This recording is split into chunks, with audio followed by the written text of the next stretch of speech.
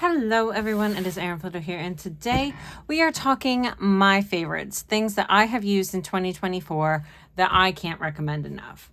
So the first one is, people are different when it comes to pens, but the Pentel Energel Clena pen, oh my god, it is so smooth. It is what I am using for my day-to-day writing in my bullet journal, and I like this pen is so smooth. I love it. I'm a little annoyed because there's not a ton of places to get it, and then whenever I've ordered refills for this pen, I have not been able to get them to like work in this pen. So I keep reordering new pens. Maybe I will figure it out at some point, hopefully. It could also just be my brain right now is not great, but I have been ordering this nonstop for probably the past, God, I want to say like since about March. And then there are like different kinds. So this one in particular has like a blue ink. This one has a black ink. So there's a lot of different color options. I think I have, I'm just going to keep going into my drawer because I have a bunch of them. So I also have the pink one. I have the yellow one somewhere. So I have been using these nonstop. And again, one day I am sure I will figure out the whole refilling aspect of it, but I have been loving these pens. This is an 05, by the way. This is an 04. So there are different size options available. I have been preferable to the 04 in particular. So number one, that is what I truly love. And again, people are very different when it comes to their pen varieties and what they prefer. If you like a gel pen, I have liked this one a lot. And previously I was really big on the Muji gel pen at the 0.38 size, and it was just a little bit too scratchy, I want to say. This one glides a lot better, even though the Muji ones are more widely available and available in like larger collections. So the affordability is nicer than the Energel Clena. I think the affordability will be nicer once I am able to figure out the refill situation, but because then you just have the tube and you refill the actual cartridge. So that is what is going on for my first pick. Sorry about the cats. Number two is just a constant in my life. It is tombow markers. So I am mostly relating to the dual brush pen and the Fudenosuke calligraphy pen. These two types of pens from Tombow, I just don't think are matched, to be honest with you. The color options in the Tombow are nice. It does not bleed through the 160 GSM paper that I use, and the calligraphy pen has just been so nice because I am able to still pursue a little bit of like drawing, and I'm like, that was not my intention in 2024. My intention in 2024 was to make things easy by using washi tape. So really I've been using the Tombows as like kind of headers or to highlight or anything like that. But the Tombow dual brush pens and the calligraphy pens, I've been using the calligraphy pens to draw my projects list down, and that has been really nice for me. I have really loved both of these pens, and it is honestly one of those types of pens that I have been using for years, and I just, no matter what other type of pen that I pick up, I keep turning back to the tombows, which is really sad because a lot of my tombows are like dying now and I don't want to replace them. I don't want to spend the money to replace them, but I'm going to have to at some point because I have really, really not found anything else quite so similar. Like the Karen markers, for example, I love those, don't get me wrong, but they bleed pretty heavily. So it's a lot harder to use them in the bullet journaling system, how I tend to use them in bullet journaling. Number 3 is the Sakura sumogrip retractable eraser. First of all, I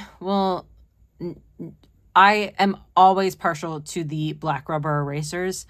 I was using a tombow mono beforehand, but these, I love that it comes in the retractable, and I have a much higher preference for this because for the tombow monos, like they come in this size, and then when you get down to like half or they like break in half, then it's not as fun to use. It's not as easy to use. Having them in this grip has been so nice. And again, in 2024, I haven't been going crazy with it because I have not been drawing that much, but I have been using it in preparation for 2025.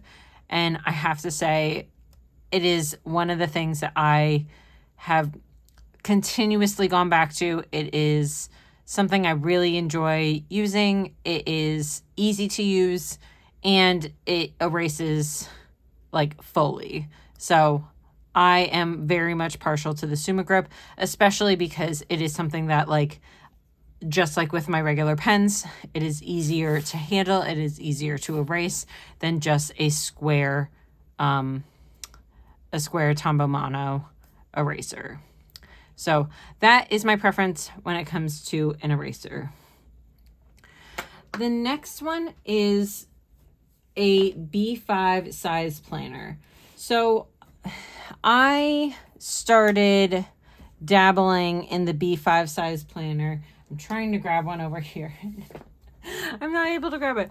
I have been dabbling in the B size 5 planner for I think since like 2021 is when I first like really started dabbling in it. Honestly, it's just enough space for me. I can pre-portion out my months, which is really nice. This is for 2025, and you can see I already have my months pre-portioned out. I count the number of pages based on the type of system that I use and how many pages I can have per month, that it is equal parts pages. And I have been including kind of like this memory section, so I can get a really good healthy amount of pages from a B5 notebook.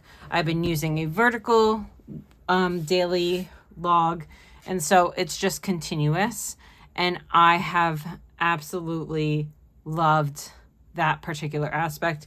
It, again, size is going to be very different for different types of people.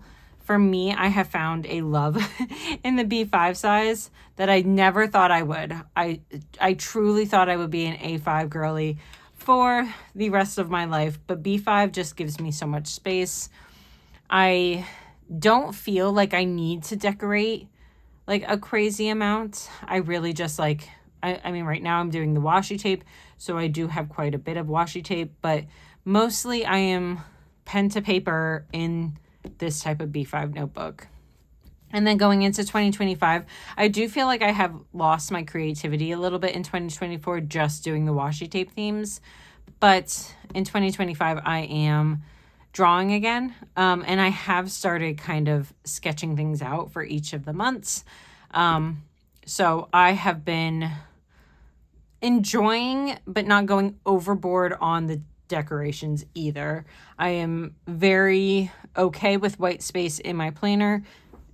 It is not something that bothers me at all. So the B5 size is good for me. If you like to fill every inch of your page and a B5 is going to be a daunting size for you, I would recommend going down to like either an A5 or a B6 notebook. just so if you are like filling every single like nook and cranny of your pages, the B5 size is a big size to fill every nook and cranny. So just think about what your preferences are when it comes to how you like to plan. White space planning is not an issue for me. So that's why the B5 has been really good. And then the last one that I want to include is planner stickers. So my goal this year has been using up my stash of planner stickers. I have a ton of stickers from like either I have made them, I have ordered them, things that I used to use in the past when I did sticker book planning. So I have tons and tons of stickers. And so going back and like using my stickers has been really, really helpful. It's one of the things that I don't want to say I'll never use stickers again after I use most of this stuff, but I do see myself limiting it, similar to how washi tape used to be for me. I used to use washi tape a lot, but for me, it's not really conducive to my planning style. I have changed planning styles so much in the past. And again, I don't really do sticker planning all that much anymore. I did try kind of in this year to do that as well. And I have done it in an A6 notebook. But those systems, the sticker planning, the A6, I have just gone in and out. Honestly, this year, I have mostly used it for my exercise log and occasionally in other places. So for me in particular, once I kind of use up my stash, I don't buy from other like doodle sticker planner stickers or anything like that anymore. I just don't. And honestly, that is what is most comfortable for me at this stage in my planning life. Maybe it will change, maybe it won't. So that is another thing that I have really enjoyed, is using these stickers in my exercise log in particular. And those are the 5 main favorite items that I have used. One of the things that I do want to talk about just a little bit before I end this video is why I didn't include washi tape. So, and it was very much a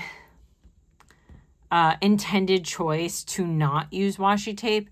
As much as I love how pretty washi tape is, and as much as I have been really trying to use a significant amount of my, especially older washi tapes, because I was big on buying washi tapes years and years ago, like even like pre-pandemic, I was very, very big on it.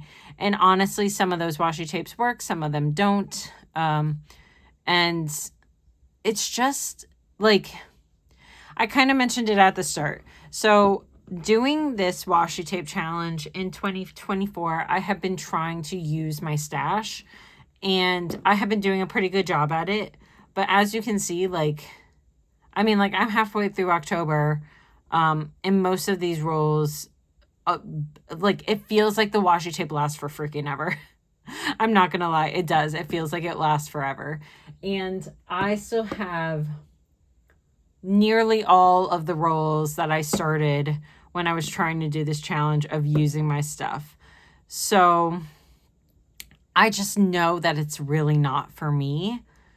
And it was a good practice to do that this year because, again, I have wanted to use this stash. I didn't want to work on Plan With Me videos through this year. And to be honest, that was such a saving grace. It was such a good thing for me to have everything done before the end of the year last year, especially surrounding early on in my pregnancy when I was extremely tired, and now towards the end of my pregnancy when I'm extremely tired. Like, all of this stuff is already set up for me, and that is really helpful. But it's really solidified that the washi tape has really just like extracted my creativity. I don't feel creative at all on a daily basis in my bullet journaling. And that's one of the things that I have loved about bullet journaling is the freedom to be creative, and to draw and to explore my artistic abilities and to explore different themes and things like that. I feel so much more pigeonholed with the washi tape. So it is absolutely not one of my favorite things, even though it was one of the most things used. It probably is the most things used in 2024, aside from maybe my energel clena. Aside from that, washi tape has been an everyday used item for me, and it's just not something I enjoy. So I did want to say that because it is such a large part of all of my 2024s. And even when I was working on a different video for this Vlogmas, which is my top 10 braided themes, like I literally threw 2024 out the window because I was like, there was nothing creative about it.